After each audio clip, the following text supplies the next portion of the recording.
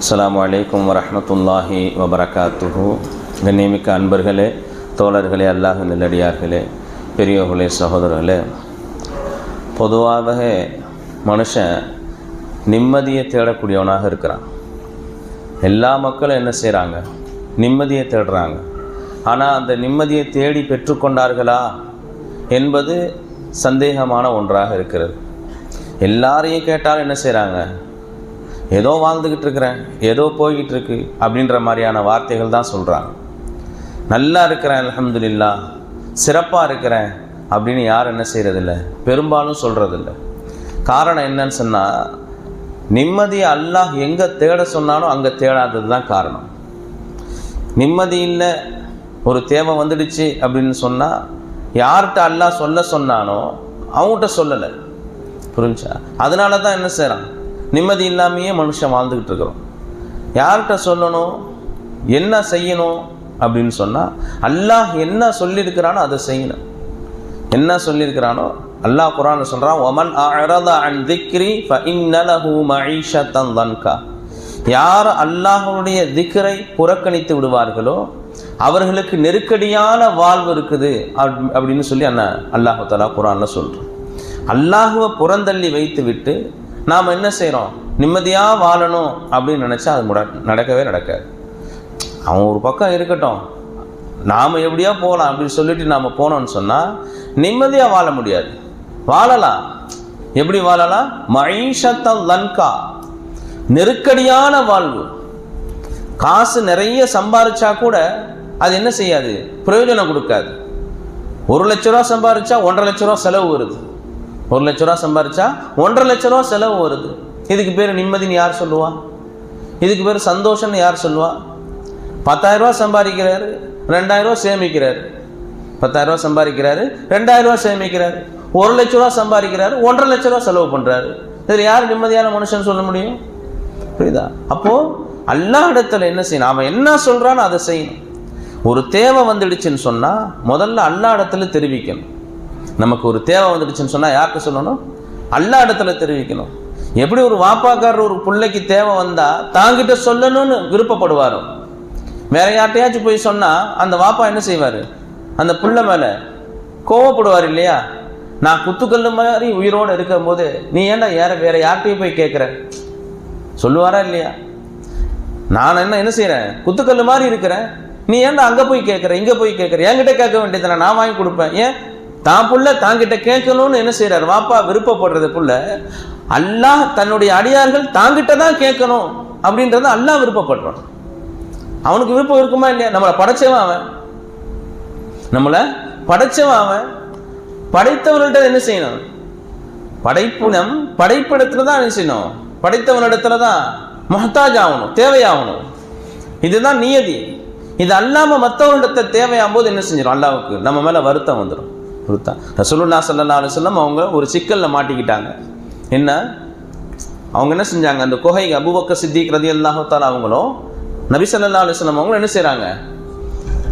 அவங்க மக்காவை விட்டு போகும்பொழுது ஒரு குகையில மாட்டிக்கிட்டாங்க. மாட்டிக்கிட்டோன்னு என்ன சொன்னாங்க?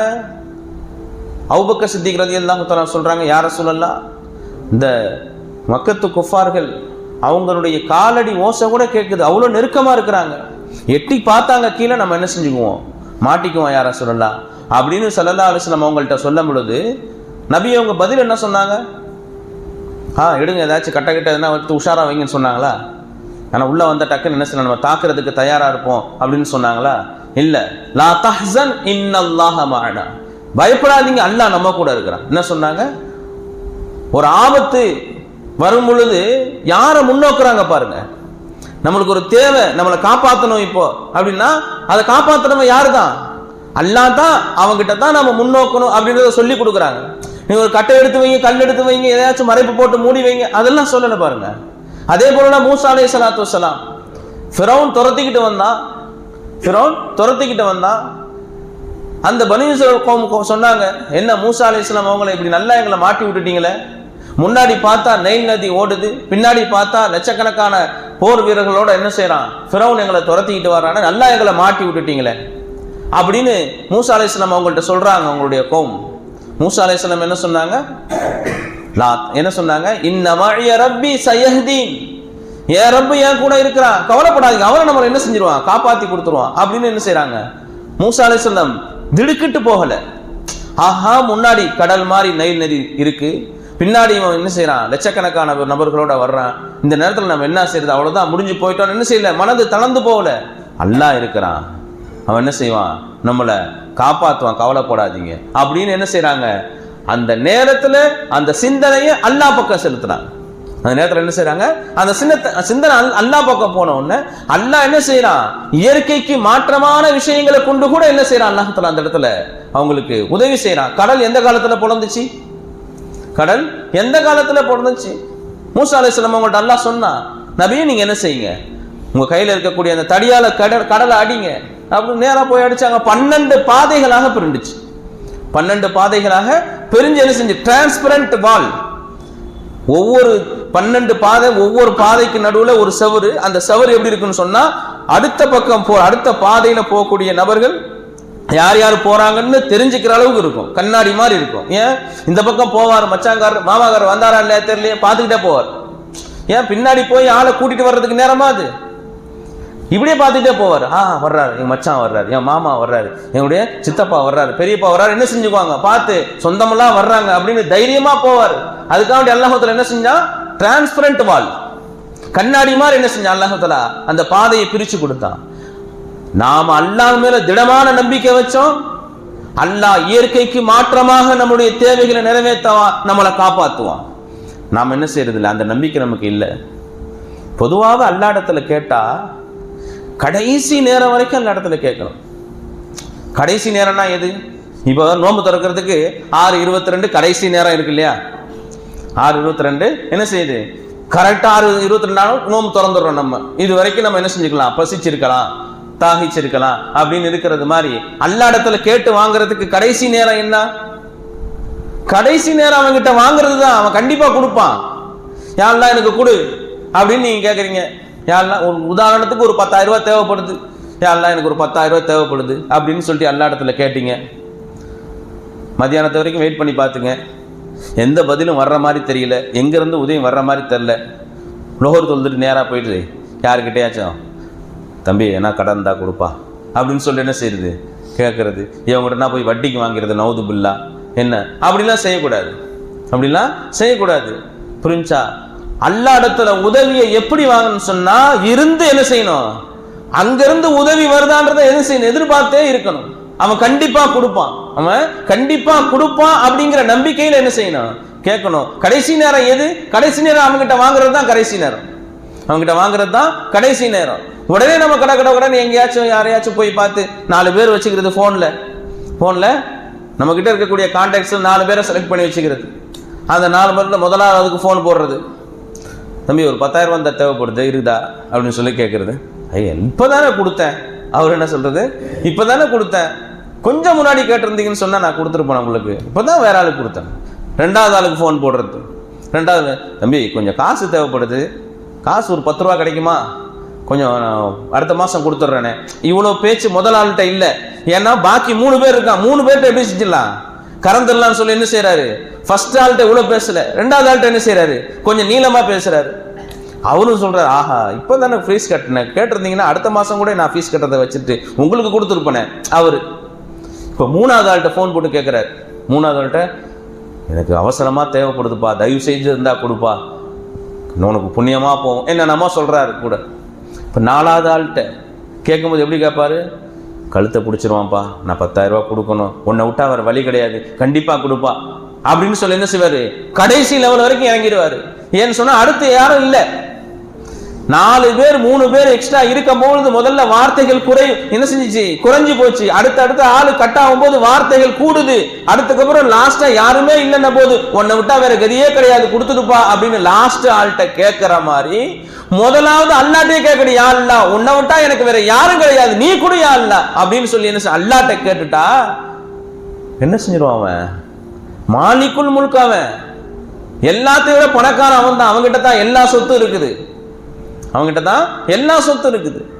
யாரும் கவலைப்பட வேண்டிய அவசியம் கிடையாது.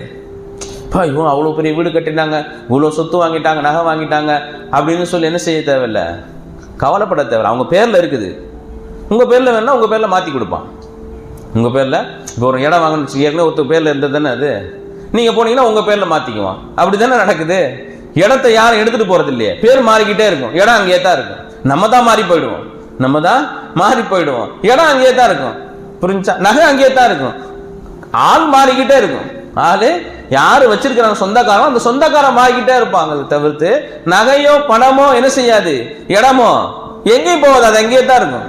புரியுதா? உங்களுக்கு சொந்தப்படுத்தி கொடுக்கணும்னு அல்லா நாடுனா உங்க பேர்ல என்ன செஞ்சிருவான், அதை ரெஜிஸ்டர் பண்ணிடுவான். அதனால என்ன தேவை வந்தாலும் அவன்கிட்ட சொல்ல கத்துக்குவோம், என்ன தேவை வந்தாலும் அவன்கிட்ட சொல்ல கத்துக்குவோம். ஏன்னா அவன் தான் எல்லாத்தையும் வச்சிருக்கிறான், ஏன்னா அவன் தான் என்ன செய்யறான், எல்லாத்தையும் வச்சிருக்கிறான். அதனால நிச்சயமா அவன் கொடுப்பான். அந்த நம்பிக்கையில கேட்கணும்.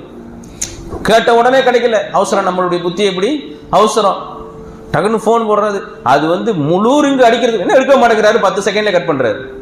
மிஸ்டு கால் வந்திருக்குன்னு அவரு பாக்குறாரு, எந்திரிச்சு போனு சார்ஜ் போட்டிருக்கிறாரு, இங்க இருந்து எந்திரிச்சு எடுக்கிறதுக்குள்ள 10 செகண்டுக்குள்ள நீங்க எடுக்க மாட்டேங்கிறாரு. உங்களுக்கு எத்தனை வாட்டி போன் போடுறது திட்டு வேற, உங்களுக்கு எத்தனை வாட்டி போன் போடுறதுன்னு திட்டு வேற. பார்க்கும்போது ஏங்க மிஸ்டு காலா எவ்வளவு நேரம் போன் போட்டேன், அவ்வளவு அவசரம் மனுஷனுக்கு, அவ்வளோ அவசரம். வண்டியில போறாங்க, ரோட்ல சில பேர் வண்டியில போகும்போது என்ன செய்வான், வேகமா போவோம். இப்ப வேகமா போறது இவனோட குற்றமா, இல்ல ஏற்கனவே ஒருத்தன் முன்னாடி போயிட்டு இருக்கானே அவனுடைய குற்றமா? இவன் வேகமா போனதுனால அவன் சாதாரணமா போனது குற்றமா தெரியுது. கின்னு பின்னாடி என்ன செஞ்சுட்டே இருப்பான், ஹார்ன் அடிச்சுட்டு. அவன் கரெக்டா போறாரு, முன்னாடி போறவரு கரெக்டா போறாரு. இவரு லேட்டா வீட்டுல இருந்து கிளம்புனதுனால வேகமா வண்டியை செலுத்திட்டு இவன் வழி விட மாட்டேன்றான்னு அவனுக்கு குறை சொல்லிட்டே போறான். இவ்வளவு அவசரம் மனுஷன் இவ்வளவு அல்லாஹ் தஆலா குர்ஆன்ல சொல்றான். யாரு? மனுஷன் அவசரக்காரன், அவன் அவசரத்தால தான் படைக்கப்பட்டிருக்கிறான் அப்படின்னு என்ன செய்யறான் அல்லாஹ் தஆலா குர்ஆன்லயும் சொல்றான். அவசரப்படக்கூடாது. அல்லாஹ் இடத்துல கேட்டு வாங்க கத்துக்கணும். அல்லாஹ் இடத்துல உன்னை விட்டா வேற யார் எனக்கு கொடுப்பா, உரிமையா கேட்கணும். உன்னை விட்டா வேற யார் எனக்கு, 1.5 லட்சம் ரூபாய் ஆயிடுச்சு நகை, பிள்ளைக்கு கல்யாணம் பேசி வச்சிருக்கு, என்ன ஒரு 10 பவுன் போடணும்லாம் 15 லட்சம் ரூபாய் போயிடுச்சு. இப்படிலாம் நம்ம ஏழை குடும்பம் கல்யாணம் பண்ண முடியுமா? பேசாத. அப்படி மாலிக்குள் முழுக்க இருக்கிறான் அல்லாஹ், அவனுடைய அடிமையா இருந்துகிட்டு நம்ம அப்படி பேசலாமா? 100 பவுன் போட்டு நான் கல்யாணம் பண்ணி கொடுக்குறேன் நீயத்து வச்சுக்கிறான் அல்லாஹ் உன் பேர்ல. என்ன சொன்னா, நான் 100 பவுன் என் மகளுக்கு என்ன செய்யணும், கல்யாணம் பண்ணி கொடுக்கறதுக்கு நகை போடணும், நான் ஒன்னதான் நம்பி இருக்கிறேன் அப்படின்னு தைரியமா சொல்லும் பொழுது அல்லாமே ஆச்சரியப்பட வேண்டாம். 100 பவுன் என்னாச்சு, 1.5 கோடி ரூபாய் ஆயிடுச்சு, என்னாச்சு, என்ன என் மேல இவ்வளவு நம்பிக்கை என்னுடைய அடியானுக்கு அப்படின்னு நம்மளை பார்த்து அவனே ஆச்சரியப்படணும். 1-2 கேட்க கூடாது, 100 கேட்கணும். ஏன்? அவனுடைய அந்தஸ்து, அது அவனுடைய அந்தஸ்து. பெரிய பணக்கார வீட்டுல போயிட்டு ஐயா 10 ரூபா இருந்தா கேளுங்க என்ன கொடுப்பான். ஐயா பெரிய பணக்காரர் எம்எல்ஏ பாக்குறாரு, என்ன எம்பியை பாக்குறாரு, என்ன ஒரு 15 ரூபா இருந்தா கொடுங்க அப்படின்னு யாருன்னா கேட்பாங்களா? ஏன்? அவன் அந்தஸ்துக்கு அது கேவலம் இல்லையா? அப்ப அல்லாஹ்வுடைய அந்தஸ்து என்ன? யா அல்லாஹ் என் பிள்ளைக்கு நான் 100 பவுன் போடணும், உன்னதான் நம்பி இருக்கிறேன், பாத்துக்க, நீ தான் கொடுக்கணும் அப்படின்னு உரிமையா கேட்கணும். அந்த உரிமை நம்மளை விட்டா வேற யாருக்கு இருக்கு? அல்லாஹ் மேல.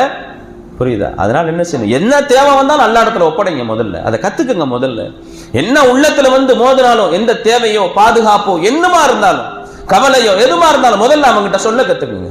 அப்படி சொன்னீங்க, அந்த கவலையை போக்குற வேலையை நீங்க விட்டுடுவீங்க, அவன் கரெக்டா எடுத்து நடத்துருவான். அந்த தேவையை அந்த தேவையை நிறைவேற்றி கொடுக்க வேலையை நீங்க விட்டுடுவீங்க, மறந்துடுவீங்க.